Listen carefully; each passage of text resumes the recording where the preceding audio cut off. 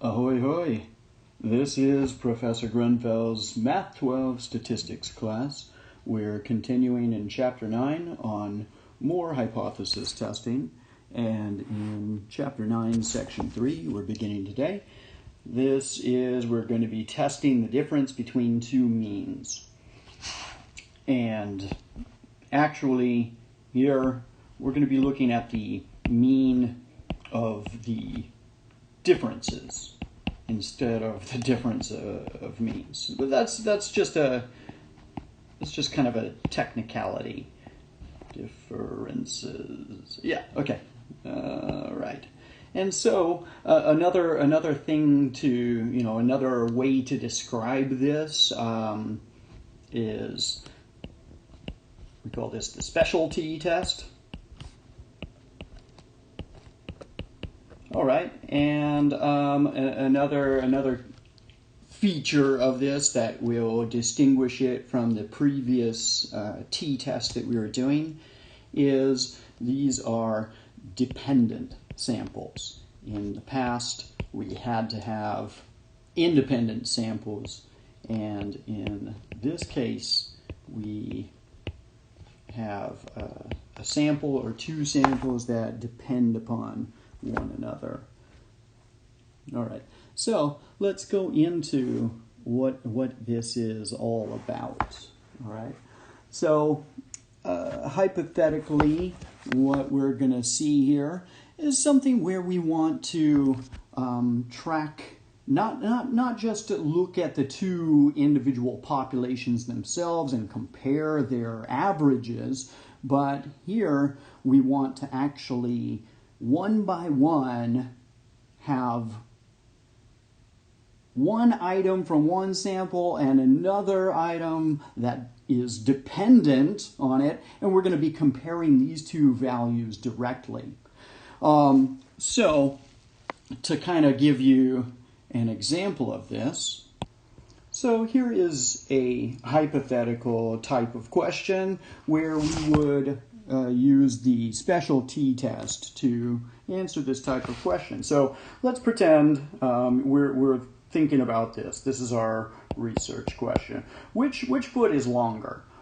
So in other words, as a researcher, I might suspect, since most people are right-handed, right-footed, maybe the right foot is longer than their left foot. Okay, and so let's think about this. We could take a whole bunch of people and measure their right foot, take a whole bunch of people and measure the length of their left foot, and talk about the average of all of the lengths of right feet, and then do the same thing here and compare these averages. But what's the problem with that? Here, I have no idea whether we're talking about the same people and comparing their feet. I might have picked a whole bunch of people who have giant right feet and a whole bunch of people who have teeny left feet, and there's no way of making a valid comparison unless I can go and select one single person and look at their right foot and look at their left foot and compare, see if there is actually a difference. And so here, rather than just taking the data values themselves and averaging them all together and looking at the standard deviation for both of these different distributions, instead what we're going to be doing is we're going to say, okay, look, the right foot, okay, from one person, we'll call that X subscript 1, and then from another person, from that same person, we'll measure their left foot and call that X subscript 2, and we'll go ahead and do this for all of our test subjects. So notice there is a dependence. If I choose a right foot, well, then the choice of left foot is automatically determined for me already. Namely, I'm gonna use the left foot of the same person that I measured their right foot. Okay, so what we're going to do is we're going to take one data value and subtract away the corresponding data value that depends on it. And we're going to call these capital D for difference, right? And all of these differences, right, whether it's 1 inch or whether the left foot is longer, so it's -1 inch, and all of the values in between, we're going to look at all of these differences. If the average of all of those differences is positive, then, or the confidence interval for those averages contains only positive values, does not contain 0, then we can conclude, yes, there is a significant difference between the length of people's right foot and their left foot. Not only that, the right feet are longer, right? That is the type of question that we're going to be looking at here. And so the procedure is the same as in a standard hypothesis test, but the calculations are a little bit more involved because we have to do a little bit more preliminary work. All right, so we'll go over the important formulas.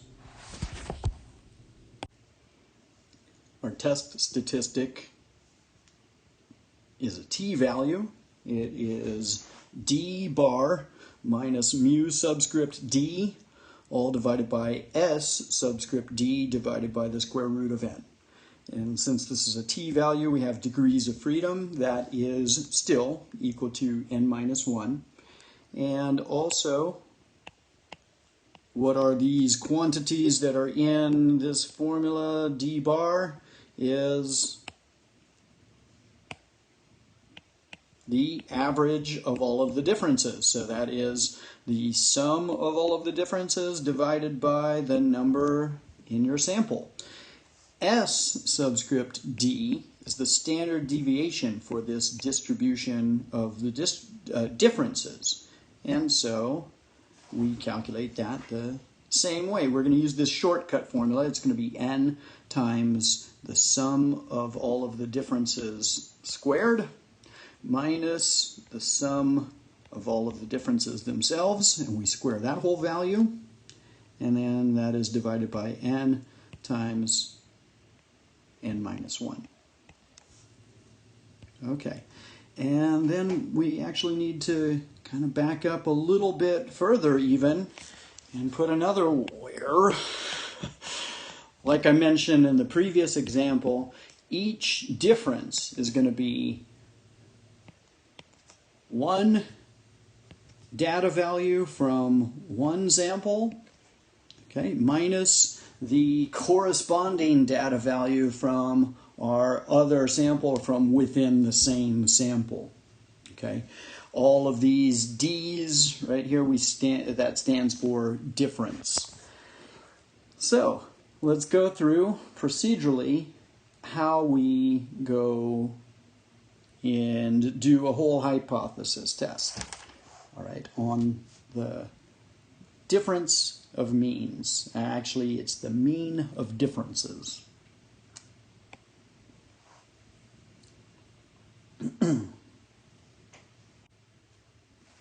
Number 1, state the hypotheses.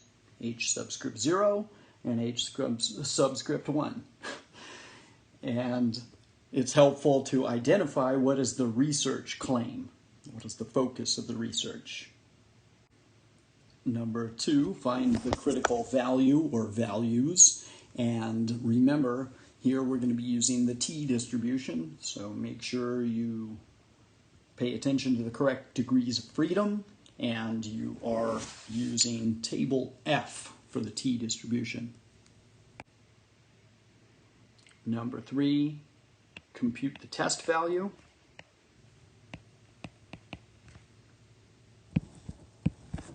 Remember, the test value is a t-score, so we'll go through procedurally how that whole computation works out. Number 4, make the decision to either reject or not reject the null hypothesis. And then number 5, summarize the results. Make sure to address the research claim and make sure that you mention that this is based on evidence. Right? It's not just an opinion, it's not magic, it's what the evidence shows. Right? Okay, and here we have to focus a little bit more. When we compute the t statistic, we're not given all of the differences themselves, we're given the raw data, and so what we have to do is this long-winded, complicated procedure in order to come up with our test statistic. So let's go through that. All right. To keep track of everything and keep ourselves organized, I suggest we follow the book's procedure, which is we're going to go ahead and create a chart or a table. In the first column, we'll list our data from our first sample. In the second column, we'll list the data from the second sample, and make sure that each one of these rows, we have these two pieces of data be the ones that depend on one another.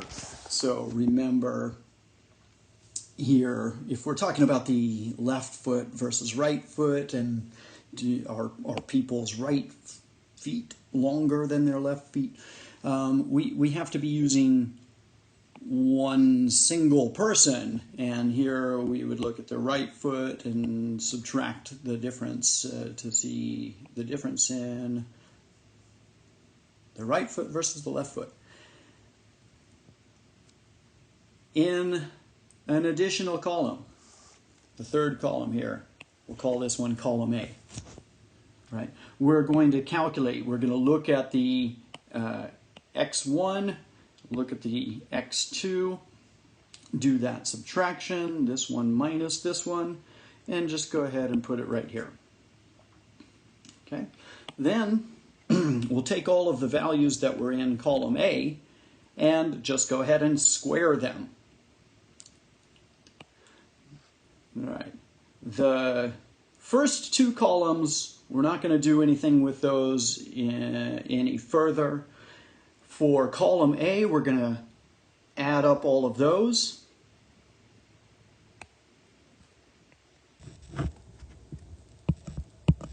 Okay, so if we add up all of column A, that will be the sum of D. And then we're going to do the same thing here. We're going to go ahead and add up all of column B, and that would be the sum of the D squareds.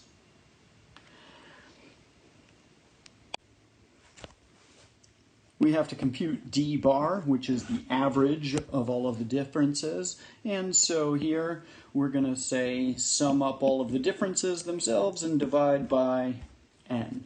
So remember here, this is the total of all of the things in column A. All right, the next thing that we have to do is we have to calculate the standard deviation for these differences. And so here we'll say it like this.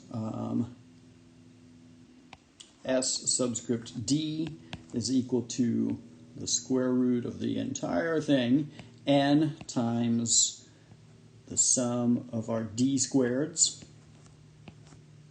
minus the sum of just D's, and then after we add all of that up, square that, right? Here, notice this is column B and this is column A, right? These are two different ways of computing things, and those values better be different. Right? What else do we have in here? N times n minus 1 is what we divide by. Okay, so just like we did essentially for this first one, let's switch to, how about blue? For this first one, we said, okay, it's essentially A divided by n. We added up all of the things in column A and divided it by a total of n. And we can kind of do the same thing here. We can say this standard deviation is going to be the square root of this whole thing. We'll do n times, and then just to keep it simple, we'll just say b, right? That's the total of column B. Minus here, instead of the sum of all of the d's, we square that. Let's just call that A. Remember, that's the total of all of the things in column A. So notice here, if we just kind of break this down into a step-by-step process, then we don't have to do that whole formula all at once. And that's our summary for how we will be looking at testing the mean of differences.